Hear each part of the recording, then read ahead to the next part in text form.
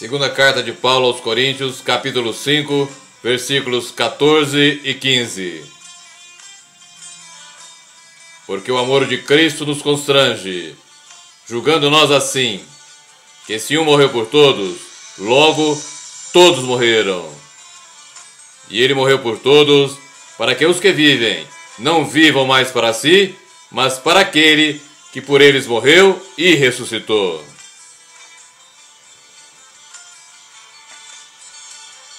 O que representa para nós o sacrifício de Cristo?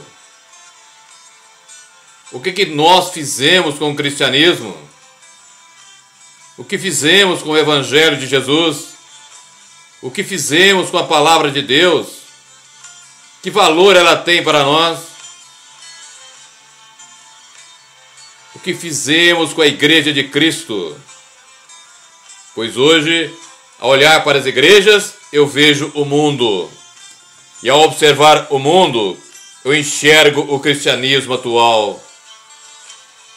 A mensagem da cruz foi trocada pela mensagem da moda, do conforto, do status e da riqueza. Nós eliminamos a porta estreita e o caminho apertado e criamos o jeito fácil de viver o cristianismo, com a ilusão de que é possível ser vencedor e ir para o céu sem passar pela cruz. E assim, cremos que geramos um atalho para o céu. Não vivemos a paixão e a morte em nossas vidas e acreditamos estar vivendo a glória da ressurreição. As realidades eternas e perfeitas de Deus foram trocadas pelas realidades temporais e hipócritas do homem. O poder de Deus foi trocado pela iniquidade do coração do homem. E o Espírito Santo foi descartado em favor do poder e da sabedoria do homem. A santidade foi deixada de lado em favor da sensualidade e da promiscuidade. A verdade da palavra foi trocada pela mentira. A maioria das igrejas atualmente estão vendendo bênçãos e até passagem para o céu como se isto fosse possível. O viver da fé foi considerado ultrapassado, pois viver da aparência é mais cômodo e traz mais benefícios nessa terra. E um número imenso de pastores estão perdendo a Cristo, pois amam e idolatram seus enormes e poderosos ministérios. Estão ganhando o mundo todo e perdendo a sua alma. Um número incalculável de pastores e pregadores dizem vencer inimigos espirituais, ou seja, Satanás e seu império, com crendices, superstições e com armas e objetos materiais. Estão trazendo para o mundo material uma guerra que é espiritual e na qual somente armas espirituais dadas por Deus têm efeito. A apostasia, a heresia e a rebeldia contra Deus e a sua palavra estão se tornando rotina. Entristeceram e apagaram o Espírito Santo, que então se afastou. O Espírito do Senhor não está mais presente no púlpito da grande maioria das igrejas de hoje. Para o cristianismo atual, o pecado se tornou aceitável e tolerável, pois ele traz muitos amigos neste mundo.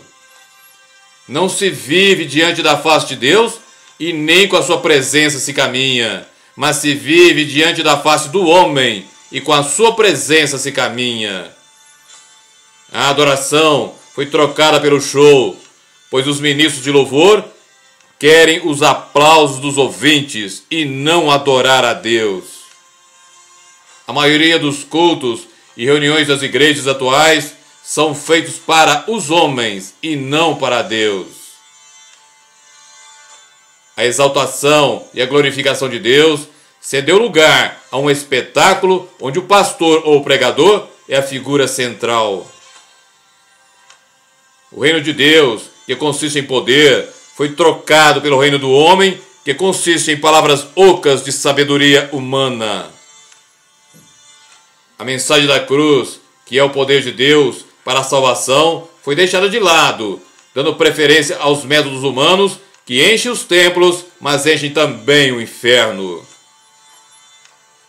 A cobiça da carne, a cobiça dos olhos e a soberba da vida têm falado muito mais alto do que a vontade de Deus. Para o cristianismo atual, a oração, a busca incessante da face do Senhor, deixou de ser a mais importante atividade humana. E essa negligência e abandono da oração é a causa maior do fracasso de tantos ministérios e igrejas frente ao pecado, ao mundo e a Satanás. Pois para eles, o mandamento de orar sem cessar deixou de existir. E o arrependimento para a salvação não é mais tão necessário. Os valores da grande maioria dos cristãos atuais deixaram de ser espirituais para serem somente materiais e mundanos. Buscar desesperadamente a santidade e ser semelhante a Cristo se tornou sinônimo de fanatismo. E depender do Senhor para tudo é loucura. Hoje não é mais necessário padecer por Cristo, pois retiraram o sacrifício do cristianismo e do Evangelho de Jesus e o adaptaram ao humanismo e ao conformismo da sociedade atual. A igreja atual, com seu grande poder de influenciar através da mídia, oferece a palavra de pastores e de pregadores, e não a palavra viva do Deus vivo e verdadeiro. Nós, como igreja, estamos escarnecendo a Deus, plantando na carne e não no espírito, e ainda queremos colher a vida eterna. Nós não vivemos crucificado para o mundo, mas vivemos para o mundo e seus prazeres. Nós proclamamos com nossas bocas que somos pertencentes a Cristo, mas não vivemos como Ele e nem parecemos com Ele. Não vivemos como Ele e nem parecemos com Ele. Chamamos Deus de Pai, mas não nos portamos como filhos seus. Dizemos adorar e honrar a Deus, mas ensinamos mandamentos e preceitos dos homens. Fazemos poderosas obras de justiça, desde que os homens nos louvem e engrandeçam. Buscamos a justiça de Deus, mas para maior segurança nossa, buscamos também a dos homens. Dizemos servir a Deus, mas damos um valor tão alto às riquezas e aos bens materiais, que colocamos neles nossa confiança, nossa fé, esperando que da parte deles venha a nossa máxima segurança, venha a nossa felicidade e a garantia do nosso futuro. Trouxemos o Deus Todo-Poderoso para a nossa profunda limitação. Nós até perdoamos aquele que nos ofendeu, mas dizemos em nosso coração, desde que não faça mais isso. Falamos que Deus é amor, como as Escrituras afirmam, mas quando elas, em inúmeros textos, declaram que Ele é juiz, que exerce juízo, justiça, vingança, que odeia o pecador, nós procuramos dar um sentido mais ameno, mais humano e mais suave, que não nos comprometa e nem exija tanto de nós.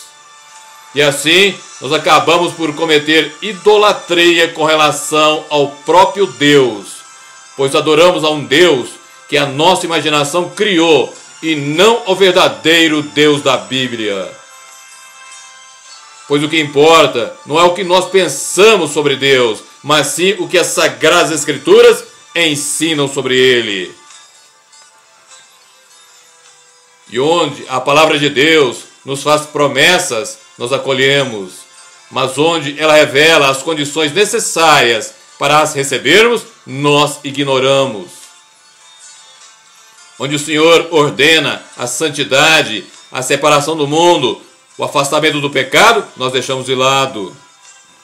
Esquecemos e negligenciamos os princípios fundamentais do Evangelho do Senhor e criamos princípios que se moldam ao nosso coração perverso e enganoso, e assim geramos, segundo a carne, um novo evangelho, que de Cristo e da sua palavra não tem nada. Somos amigos do mundo, não nos sujeitamos a Deus, somos arrogantes, orgulhosos e queremos ser alvos da bondade e misericórdia do Altíssimo Deus. Exaltamos a bondade e a benignidade de Deus e nos esquecemos da sua severidade e da sua justiça. A igreja atual está mergulhada no mar de iniquidades e nem está percebendo. A maioria dos cristãos de hoje vivem de pecado em pecado, de iniquidade em iniquidade, crendo que Deus sempre os perdoará, mesmo que só confesse o seu pecado. Não pensam que é necessário abandonar o pecado para alcançar a misericórdia e o perdão do Senhor, conforme nos ensina a palavra de Deus. Se esquece ainda da advertência das Escrituras, que dizem que se nós atendermos à iniquidade em nosso coração, o Senhor não nos ouvirá, conforme nós aprendemos no Salmo 66, versículo 18.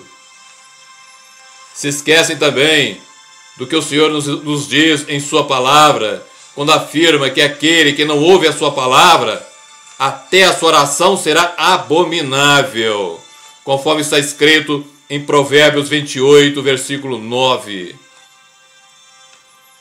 A igreja atual, por mais que fale em realidades espirituais, na verdade, ela está afundada na prosperidade material. Hoje, nós nos orgulhamos de nossos ministérios intelectuais, nos orgulhamos de nossas inúmeras atividades, de nossos projetos eclesiásticos, mas estamos como a igreja de Laodiceia, que sendo também muito próspera materialmente, foi por Deus declarada ser espiritualmente desgraçada, miserável, pobre, cega e nu. Apocalipse capítulo 3, versículo 17. Eu agora então pergunto, não será que o Senhor vê o mesmo também em nós? Não será que o Senhor vê também o mesmo em nós?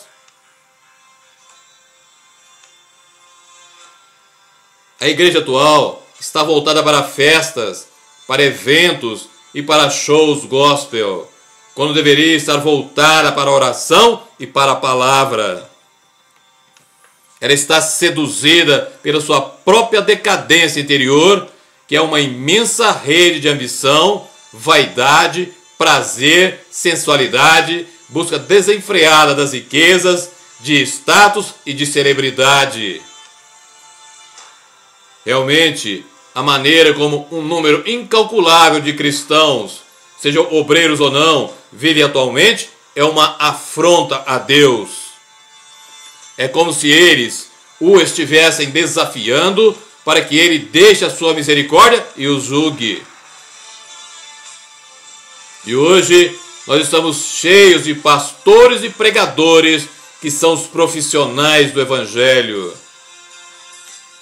Na aparência, eles são espirituais e santos, mas na realidade são hipócritas e iníquos.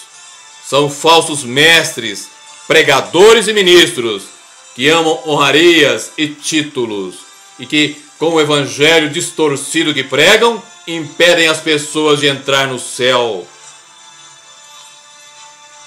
A palavra de Deus nos ordena a nos acautelarmos desses falsos líderes, a considerá-los incrédulos, malditos e a não dar apoio algum aos seus ministérios e a não ter comunhão alguma com eles.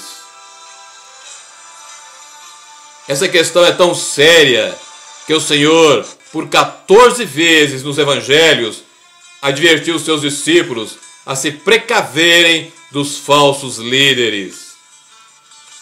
E no Evangelho de Mateus, capítulo 24, do versículo 4 ao 14, quando Jesus cita os sinais que caracterizarão o tempo do fim, as suas primeiras palavras dirigidas aos seus discípulos foram: acautelai-vos que ninguém vos engane. Ele repete hoje para nós: acautelai-vos que ninguém vos engane. A purificação do templo foi o primeiro grande ato público do ministério de Jesus, como nós lemos no Evangelho de João, capítulo 2, do versículo 13 ao 22, e foi também o último, conforme está narrado no Evangelho de Mateus, capítulo 21, do versículo 12 ao 16. Mateus, capítulo 21, do 12 ao 16, nos diz: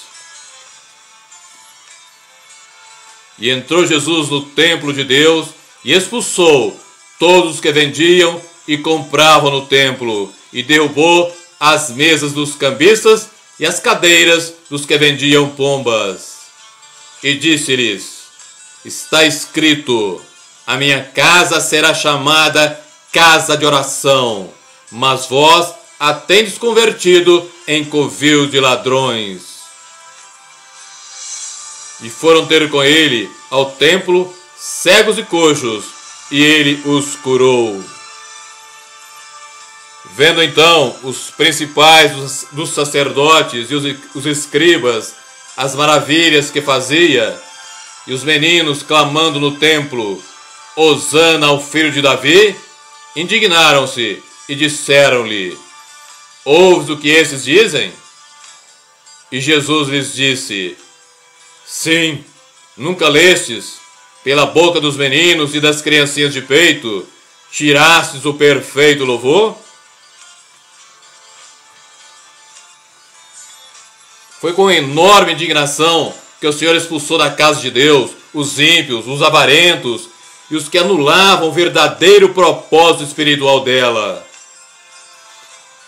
E essa dupla purificação do templo feita por Jesus durante o seu ministério nos revelam lições espirituais tremendamente importantes. O maior cuidado de Jesus é com a santificação e com a devoção sincera dentro da sua igreja. Ele morreu para santificá-la, purificando-a para ser santa e irrepreensível. A adoração na igreja deve ser como o Pai quer, em espírito e em verdade. A igreja deve ser um lugar de oração e de comunhão com Deus. Jesus condenará todos aqueles que usam a igreja, que usam o evangelho, que usam o reino de Deus para conseguirem ganhos próprios, para conquistarem glórias próprias ou para se autopromoverem. Ser semelhante a Jesus inclui também ser intolerante com qualquer tipo de iniquidade dentro da igreja. É essencial, é fundamental que todo verdadeiro pastor ou ministro cristão lute contra aqueles que profanam e envergonham o reino de Deus. Porém, aquelas igrejas que não permitem que o Senhor as purifique do engano, da imoralidade, da iniquidade, do mundanismo e da profanação, verão em breve o Senhor executando o juízo divino e purificando-as de modo definitivo. Eu digo agora, igreja, acorde. Acorde, igreja. Chegou a hora de parar de representar e começar a orar. Parar de festejar e começar a jejuar. É hora de falar menos com os homens e conversar mais com Deus. É hora de ouvir menos os homens e ouvir as palavras de Deus.